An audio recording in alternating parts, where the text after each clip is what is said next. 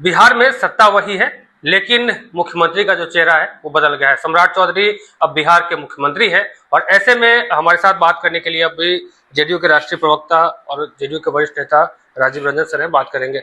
Sir, अब चेहरे बदल गए हैं, क्या लगता है कि नीतीश कुमार जो सपना देखे बिहार को लेकर के, सम्राट चौधरी उस सपने पे खरा उतरेंगे, वो सपना पूरा करेंगे? देखिए, शानदार विरासत और योग्य उत्तराधिकारी बिहार के मुख्यमंत्री नीतीश कुमार जी ने 20 वर्षों में इस राज्य का कायाकल्प कर दिया। एक फेल्ड स्टेट से ये राज्य आज जिन ऊंचाइयों पर पहुंचा है, अगली छलांग विकसित राज्य के तौर पर बिहार की बनेगी।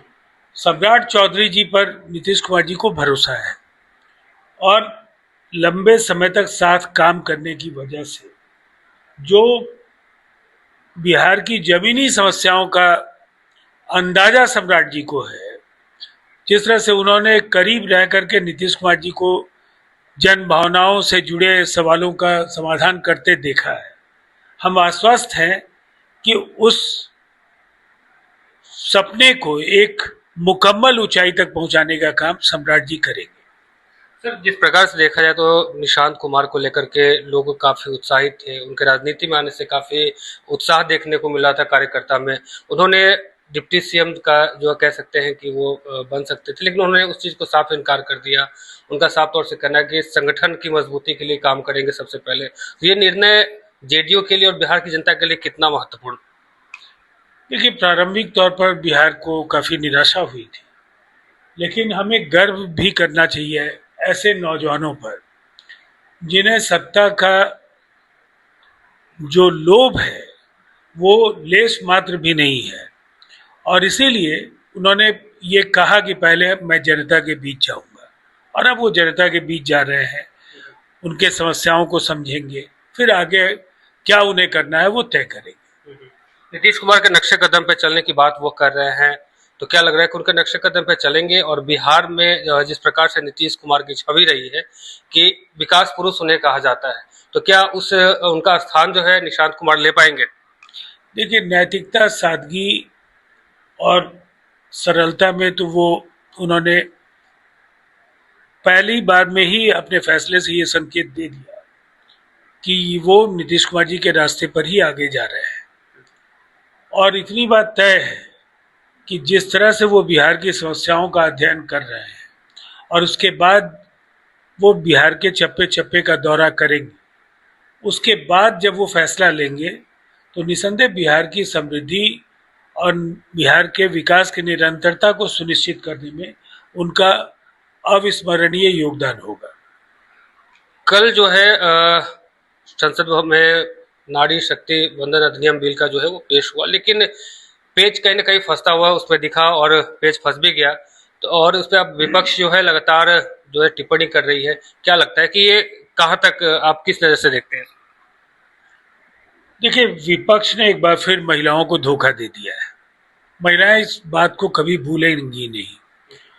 उनकी उम्मीदें काफ़ी थी कि इस अधिनियम के बाद संसद के दरवाजे उनके लिए खुलेंगे, 33% जब हिस्सेदारी उनकी होगी, तो जो बिहार का मॉडल है, जहां स्थानीय निकायों और पंचायत चुनाव में आरक्षण के जरिए नेतृत्व की एक शानदार पंक्ति नीतीश कुमार जी ने तैयार की, और आज वो बिहार में महिलाएं पुरुषों से ज़्यादा सक्षम और सबल तरीके से समाज की अगुवाई कर रही है।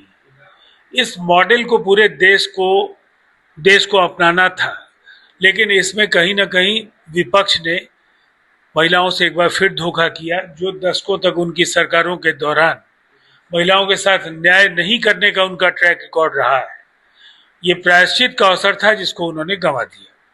प्रियंका वाड्रा जो है उन्होंने भी इस पे टिप्पणी की है। साफ तौर से उन्होंने कहा है कि ये महिलाओं की जीत है। अब कांग्रेस की हालत बहुत बुरी हो रही है। देश को आज़ादी दिलाने वाली पार्टी अब कुछ राज्यों तक सिमट कर रह गई, लेकिन आज भी मानसिकता नहीं बदल पा रही है कांग्रेस की। वो इस देश की आधी आबादी की शक्ति नहीं समझ पा रहे हैं, और शायद इसीलिए उन्होंने महिलाओं की आकांक्षाओं को कमतर तरीके से आंका है, और इसका नुकसान आने वाले वर्षों में कांग्रेस को भुगतना ही पड़ेगा। दुनिया की कोई शक्ति उनको नहीं बचा सकती है, इसलिए कि अगर महिलाएं उनके खिलाफ होंगी तो फिर बचा खुचा उनका आधार समाप्त हो जाएगा। बिहार में इन दिनों एक सवाल जो है सबके मुंह पे है कि शराबबंदी को लेकर के नीतीश कुमार थे तो लोगों का कहना था कि एक अच्छा निर्णय था, लेकिन इन दिनों जो है ये लगातार कहे जा रहे हैं कि शराबबंदी जो है अब हट सकता है। इस पे क्या लग रहा है? सवाल ही नहीं उठता है। शराबबंदी एक ऐसा फैसला है जिस पर हम कह सकते हैं कि सम्राट चौधरी जी के नेतृत्व में वर्तमान सरकार भी पूरी तरह से अडिग है। सम्राट जी ने ये कहा भी है कि ये फैसला कभी भी बदलने नहीं जा रहा है।